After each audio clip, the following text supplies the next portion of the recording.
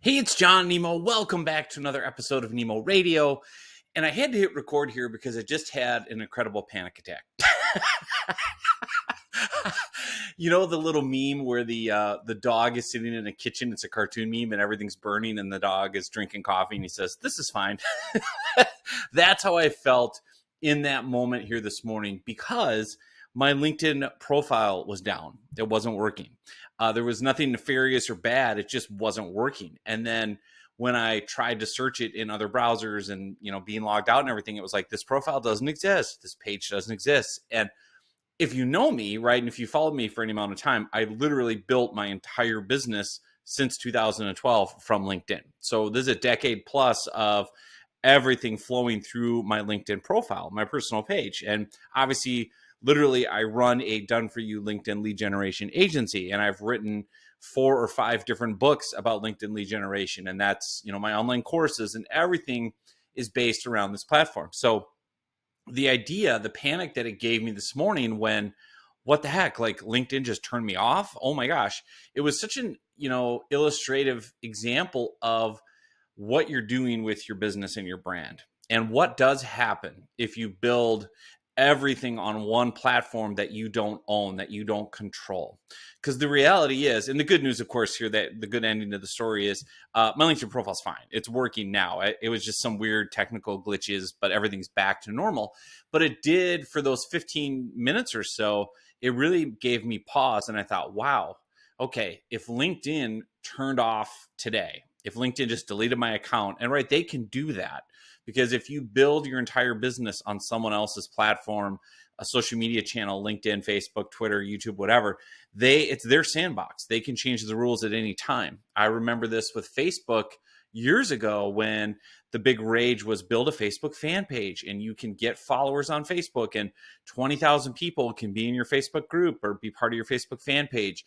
And anytime you publish a post on LinkedIn or on Facebook, every single fan sees it. So you have the power to reach 20,000 people with a click of your finger. Well, one day Facebook decided, nah, we're not gonna let you do that anymore. Right? And all of a sudden your reach on Facebook went to 0 unless you paid to reach all your fans. And of course, people were up in arms about it because they were like, I literally built this fan page. People clicked and opted in and subscribed because they want to hear from me on Facebook. They want to see my posts. And now you're telling me I have to pay to reach these people that said they want to connect with me and it used to be free. And Facebook was like, yeah, that's the gist of it. And the same thing has happened on LinkedIn over the years. Back in the day on LinkedIn, right, I have 20,000 connections now. Back in the day on LinkedIn, if I published a status update in the newsfeed, all 20,000 connections would see it. It would surface for all of them anytime I published content because they had connected with me and indicated, I want to follow you. They saw it all the time. Now that's not the case. LinkedIn constantly changes its algorithm. So, for example, I have 20,000 first level connections and like 5,000 more followers that say they want to follow me on LinkedIn and get all my updates. When I publish a new piece of content on LinkedIn, a new status update, they show it to maybe 100 people. And then depending on a random 100 people, I don't get to choose, I don't get to say, I don't know who it is. They randomly show it to just a few people, like 100, 500, 50, whatever. And basically, to the best of my knowledge, what happens is LinkedIn will basically see how they interact with the content. How quickly do they like it? Do they comment on it? Do they reshare it? Do I go in and comment? Are there external links in there that would take people off of LinkedIn? Well, that'll punish me. Did I upload a video to LinkedIn that's under 2 minutes? Well, that'll help me. Is the video longer than 2 minutes? Well, that will hurt me. Did I upload a carousel? Is it more than this? Is it like there's all these, they're constantly changing the game and moving the goalposts. So all of that to say, what would you do today if your primary lead source was turned off? What would you do today if you had built your whole business on LinkedIn or Facebook or YouTube or whatever and it all went down? What would you do if your website went down?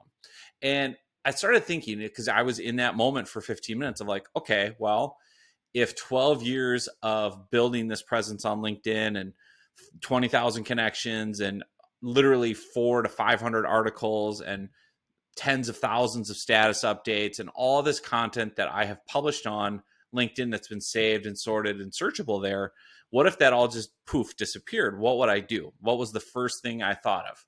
The first thing I thought of was, Well, thank God I have an email list, right? So that was the first thought I had was I have been very cognizant of, and this is what I tell clients too, of getting people off of LinkedIn as quickly as humanly possible. So over the years, whenever I've connected with people on LinkedIn, and my model is very simple. I have a content marketing kind of permission-based model. If I connect with someone on LinkedIn or I find them, I always start by offering free content. I always say, hey, would you like a free copy of my book, LinkedIn Riches? Would you like a free video training I put together for franchise consultants on how to get leads with LinkedIn? Would you like a free ebook I put together for accountants, CPAs, and bookkeepers on LinkedIn lead generation specific to your niche? Would you like a free training I put together on email marketing for sales professionals? Whatever content I've created that's free, I offer that first. And if someone says yes, what I do is I take that yes as permission, as an opt-in. And if I can find their email on LinkedIn, because you can look at the contact info, I will opt them in to whatever that content is. So I will send them the free book, right, via LinkedIn as a PDF. And I'll also opt them in to my LinkedIn book follow-up emails. And I'll write them back on LinkedIn and say, hey, awesome. So glad you want a free copy of my book, LinkedIn Riches. Here's the digital version as a PDF. I also sent it over to your email that I found associated with your LinkedIn account, johnnemo@blah-blah-blah.com. And I'll send you some free tips to that email as well, if that's cool. And I've never, ever had a person say, no, don't send me free tips. No, don't send me emails. Because I know some clients get hung up on that. Like, well, they didn't fill out an opt-in form and GDPR or whatever that stuff is. Like, I take a yes over LinkedIn of yes, I want your free content, your free tips as permission to email them the free tips and associated content, not to randomly spam them and do sales offers and ask for calls. That's just dumb marketing. It doesn't work. But basically, I'm moving people off of LinkedIn and onto an email list where not only are they getting the free content that I asked permission for and that they said they want, they're getting the ebook delivered via email as well. Now they're getting associated relevant follow-up tips. And of course, they can unsubscribe whenever they want. And what that's enabled me to do is build an email list over the years so that I have kind of people engaged who follow me for weeks and months and years. And that's where a lot of my best leads come from. People will fill out a type form or say, yeah, I've been following them for years. I get your emails. And every time I send an email to my list every week, inevitably somebody writes back, even if it's not related to the email topic, and says, hey, I want to talk to you about blank, lead generation, whatever, because you're just in front of them, you're present. And I own my email list. Like, unless the company goes under, right, Entreport, which they won't. And again, I've downloaded the emails into, a database as an Excel sheet. So I have them backed up on my computer as a hard drive. I own those 12,000 or so names. I don't have a huge email list. That's another myth, I think. Obviously, everyone wants the biggest email list possible, and people will buy lists of names and emails just to say, I have a 100,000 person mailing list. Well, remember, it's not about how big your list is. It's about how engaged it is. So for me, I've only got I used to have, this is funny, I used to have about 30,000 people on my email list probably 5 or 6 years ago. And what I did was I started pruning it because I have to pay based on the amount of connections or contacts I have on email, and I have to pay based on the volume of messages I send every month. And I looked at the stats and I'm like, well, a really good email for me, between 20 and 30% of people open it, which, if you know industry standards, that's really good. Like, a lot of email lists, 5 or 10% open rate is really good. Some people will claim I get a 90% open rate. They probably have a very small, hyper niched list. When I first started my email list and it was only debt collectors, yeah, I had like a 95% open rate because it was only debt collectors and it was only debt collection topics, right? Now, again, as I've broadened and gotten more random people in there, not every message can be hyper niche and hyper nuanced to a degree, right? So the point is, you don't need a big email list. And what I did when I had about 30,000 people on there, I was like, yeah, I'm not really, like, 80% of these people aren't opening the emails. And so what I did was, you're able to put in filters that basically say, listen, if someone hasn't opened an email from me in 90 days or 6 months, if someone hasn't clicked a link in the email in 2 years, take them off the list. Just jettison them. Because obviously, if they've gone 6 months or a year or longer without opening a single email from you or clicking a single link, they're not a lead, and they're just taking up space and costing you money. So I literally cut my email list in half from like 30,000, it's down to like 12,000, but I'm making more money. I'm making more revenue. I'm getting better leads. I'm getting better open rates because it's much more targeted, right? And I'm purging people that are, not a good fit, not a good lead. So I'm just kind of riffing all over the place. But I mean, kind of back to the topic of this podcast. So what would you do if your main kind of platform got turned off today? What do you fall back on? So first for me was, where are my leads that I own, right? So are all my leads only saved on LinkedIn, and are all my leads something where I can only communicate on LinkedIn with LinkedIn messages? No, I've moved them off of LinkedIn and into a CRM with emails and phone numbers and names so that I can contact them. And I've downloaded the files even from the email place just to make sure. So own your leads, get them off of LinkedIn into some CRM. That was my first thing. The second thing was, well, shoot, what do I do? Because if I'm the LinkedIn guy and LinkedIn gets turned off, what am I going to sell? How am I going to feed my kids? And that's the other thing is, where else can you bring value? So over the years, what I have found with my own business is, my number one passion, what I love to do a lot of things, but what I love to do is I love to learn and I love to teach. And that's what I get excited and passionate about. And I love people and I love talking and communicating and teaching. I'm the son of two teachers. Both my parents were English professors. So I don't know. I grew up in a house lined floor to ceiling with books. I love learning. I love reading. I love teaching. I love speaking. I love being in front of crowds. I'm not scared of it. So over the years, obviously, what I learned was the number one thing people will come and give me money for, no matter what I do, is lead generation on LinkedIn. Because the number one today issue, pain point, hot button thing for people is, I need leads. Leads are oxygen for my business. I need leads. I think LinkedIn's a good place to find leads for my business. You're the LinkedIn guy. Can I give you money to help me get leads? And so then I've monetized that through online courses and done with you and do it for you. And so that, if all that went away, that's a big part of my business, right? But over the years, I've also pursued other passions. I've created over a dozen different online courses. So I love to teach. I love to learn. So when I've learned mindset, I created an online course all about mindset, and with my story and how I use mindset to triple my revenue in 1 month. Like literally in 1 month, tripled my revenue with mindset. And I did it in a time when I was 5 figures in debt. I had no savings. I was 5 or 6 years into having my own business, riding this revenue roller coaster. I was in a real downward valley. I had just had the worst month in like the 6-year history of my business. And I finally found a mindset book that clicked for me, Psycho-Cybernetics, started applying what I learned. And within 30 days, my monthly revenue tripled. And then that was the first time I ever hit 7 figures, and I've never gone back. And so I created a whole mindset course out of that because I wanted to share what I learned. Similar to sales, right? I had to start out doing all my own sales because I didn't have a team. When I started Nemo Media Group in 2012, I quit a safe 6-figure day job. And I was like, I'm going to open up a marketing agency. And that's at the time what I wanted to do was websites and press releases and internet content and videos and whatever. And so I had to do all my own sales calls. And as I had a background in journalism and a background in public relations, but I knew nothing about sales. So over the years, reading books, attending courses, having a business coach, I learned a ton about how to do effective sales calls.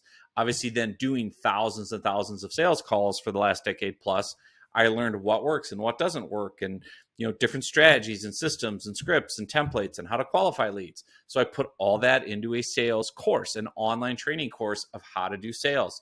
I learned about the right mindset for sales calls. I learned how to have leverage and authority. So put all that into a sales course.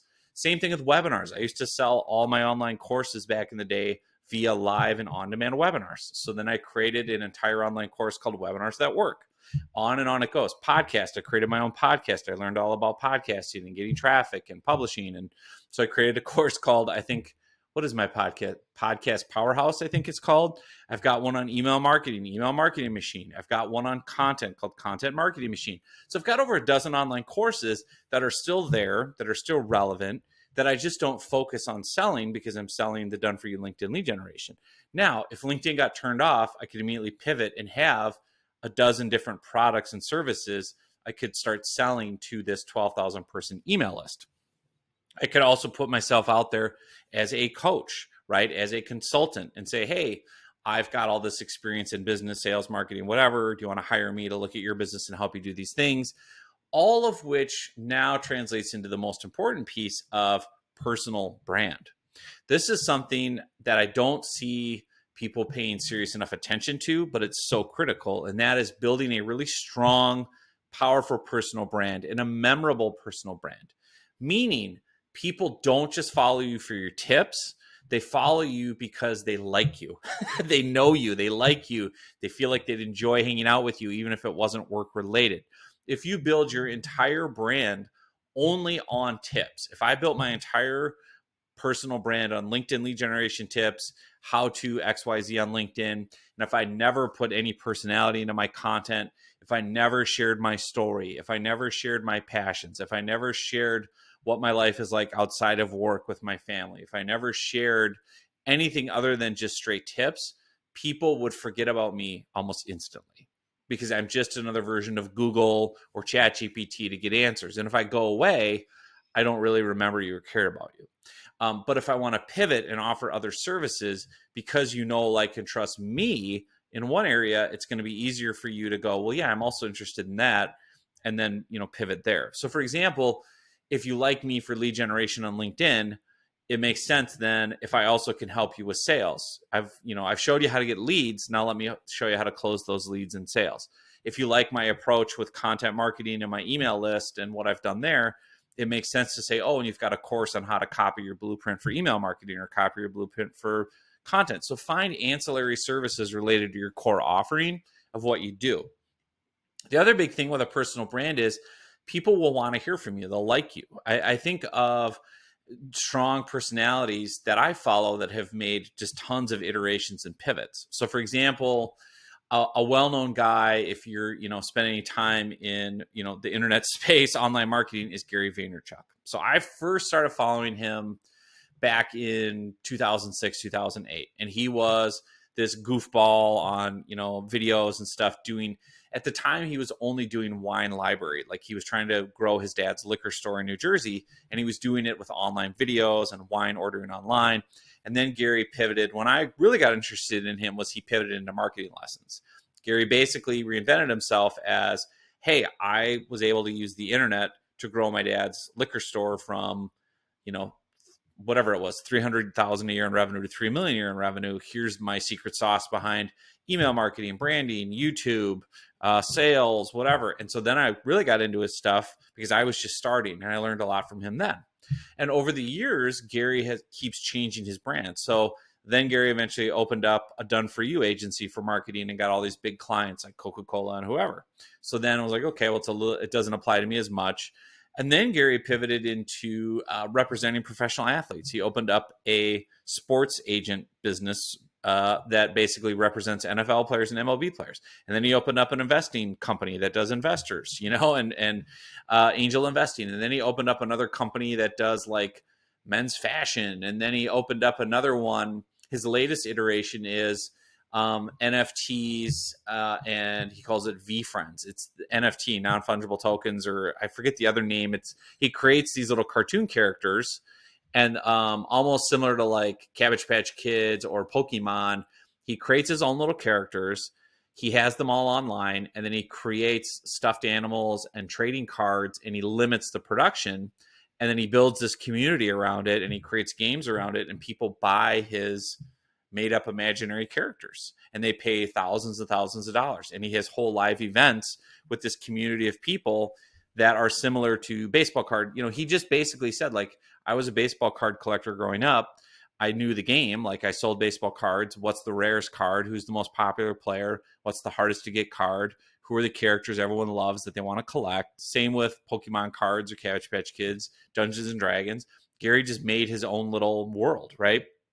And he took the VFriends concept and he basically tied in his business acumen and was like, I'm going to call this one like, Patient Panda. And it's going to be a panda bear that illustrates the concept of patience in business and blah, blah, blah. And there's a whole story behind it. So he's pivoted into that. And I'm not into that. So I'm not into non-fungible tokens, and I'm not into Web 3.0, and I'm not into whatever that industry is called. I'm blanking on the name, right? But it's, where people sell digital goods and it's like one of one, you can buy this digital painting someone made and own it and claim it.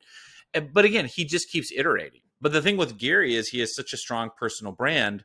I know him. I enjoy him. I don't get mad if I see him in my news feeds. I'm like, oh, there's Gary again. What's he up to today? I will pay attention to him. And that's something where if you don't have a strong personal brand, people won't pay attention to you. They won't stay dialed in. And when you offer something new, that's where if you do have a good personal brand, they'll at least look at it. And if it applies to them, then they'll want to go deeper. So with Gary, if he comes back and says, hey, I'm going to open up a new business on training LinkedIn agencies, then I'd be like, yeah, I'm going to start paying attention again. You know what I mean? So it's like he can iterate and have all these different offerings and reach all these different audiences, and he leverages his brand across all these different verticals. So for you or me, the same idea is, hey, I know you've been following me about LinkedIn tips all these years and generating leads. I've got a really exciting new thing related to leads. I'm going to show you how to close more leads. I have a whole sales training program and coaching and courses. And there's going to be an amount of people that are going to go, yeah, I need help with that too. And I like you. I liked learning from you on LinkedIn. I like your personality. I like your style. I like your communications. I like your approach. You would also be fun to learn about this topic from too. And then if I have a good story behind that and social proof and everything else, it makes it easy to pivot. So long story short, I've quickly got over my panic attack. Would it be a lot of work? Yes, right? To rebuild up or to build out all those other avenues. But that's probably the key thing is, the number one takeaway for me from this morning was own your assets, own your leads, right? Get them off of LinkedIn, get them off of YouTube, whatever, get them onto your website, into a CRM, so that if the sky falls tomorrow, you have an Excel spreadsheet on the hard drive of your computer with 10,000 names and emails and phone numbers, and you could start over, right? And just say, hey, I'm starting new, blah, blah, blah, right? You could rebuild. The second thing is just knowing what other ancillary kind of products or services you could create that would supplement or add on or bring more value to your core focus, right? Your core offerings, so that if you did have to pivot, you could quickly do that, right? So like for Apple, if tomorrow, wireless communications were turned off and cell phones were dead, Apple wouldn't be totally cooked. They still have computers and iPads and all these other things that, are ancillary to it, and creative tools and, the VR headset and all those things where they're still going to, and Apple's built such a strong brand of, well, anything Apple puts out, even if it's not an iPhone, anything they put out is high tech, cutting edge, super hip, super cool. So people will buy from them anyway, as long as they're interested in the ancillary brand. So a lot of good takeaways for me on this. Really glad my LinkedIn is not shut down when I had a complete freak out. But just good takeaways, good lessons for you and me to really think about. And if you want any tips on any of this, if you want to go deeper at all, go into the show notes. I have all the free resources, all the books I've mentioned, several of the courses I've talked about, so that you can figure out how to build a personal brand, how to improve your mindset, how to get better at sales, all these different things. And again, hope you found this helpful. It was a great exercise for me to go through, and it might be a good one for you to go through, is just stop and sit for a minute and think, well, what if that got turned off today? Would I be okay? Would I be in bad shape? And then obviously you can pivot from there. So thanks so much for listening, and we'll see you soon on another episode.